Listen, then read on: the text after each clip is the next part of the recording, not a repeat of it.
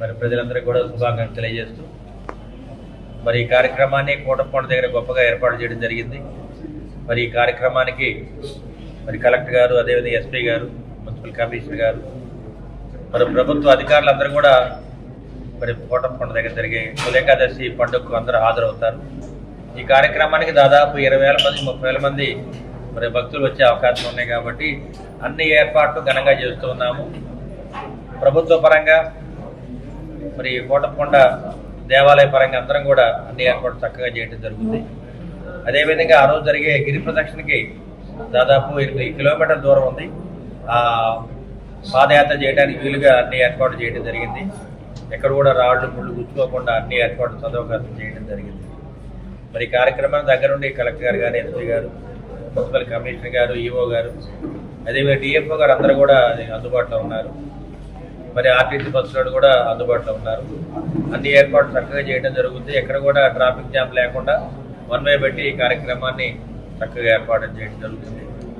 అదేవిధంగా ఇప్పుడు వర్షాకాలం కాబట్టి మనకి డయేరియా ఒకటి, మలేరియా వ్యాధులు, డెంగ్యూ జ్వరాలు ఇవన్నీ కూడా ఎక్కువగా వచ్చే అవకాశం ఉన్నాయి కాబట్టి మరి చుట్టుపక్కల జిల్లాలో దాదాపు 6 జిల్లాల్లో ఈ వ్యాధులన్నీ ప్రబలున్నాయి. మన నర్సరావుపేట అసెంబ్లీ సెగ్మెంట్కి ఇవి రాకుండా ముందుగా నివారణ చేద్దామని వాళ్ళ ఈ కార్యక్రమాన్ని పెట్టడం జరిగింది. ఈ కార్యక్రమానికి మున్సిపల్ అధికారులు, సచివాలయ సిబ్బంది, మీడియా సోదరులు అందరూ కూడా హాజరయ్యారు. రేపు రాబోయే కాలంలో మరి అంటువ్యాధులు ప్రబలకుండా ఏర్పాటు చేయడానికి, అరికట్టడానికి మేమందరం కూడా సలహాలు, సూచనలు ఇవ్వడం జరిగింది.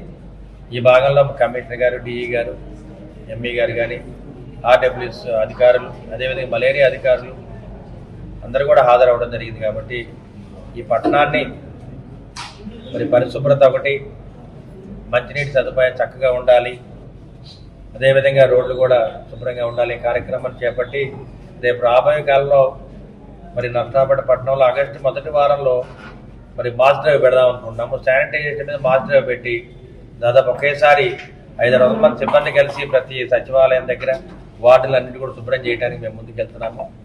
మరి ముఖ్యమంత్రి చంద్రబాబు నాయుడు ఇచ్చిన ఆదేశాల మేరకు, అదేవిధంగా మా మున్సిపల్ మినిస్టర్ గారు ఇచ్చిన ఆదేశాల మేరకు ప్రతి పట్టణాన్ని శుభ్రంగా తీర్చిదిద్దుతాము. దానికి కావాల్సిన నిధులు కూడా ప్రభుత్వం ఏర్పాటు చేస్తుంది. కాబట్టి ఈ కార్యక్రమానికి అందరూ కూడా సహకరించమని మీడియా ముఖ్యంగా తెలియజేస్తున్నాం. మున్సిపల్ సిబ్బందితో పాటు సచివాలయ సిబ్బంది వస్తారు, అందరూ వస్తారు. ఎందుకంటే ప్రతి అధికారి దీంట్లో వస్తారు.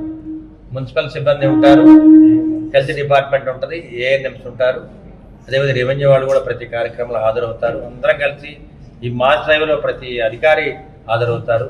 ఆ కార్యక్రమాన్ని దిగ్విజయంగా చేపట్టి విజయవంతం చేస్తామని మీడియా ముఖ్యంగా తెలియజేస్తున్నాం.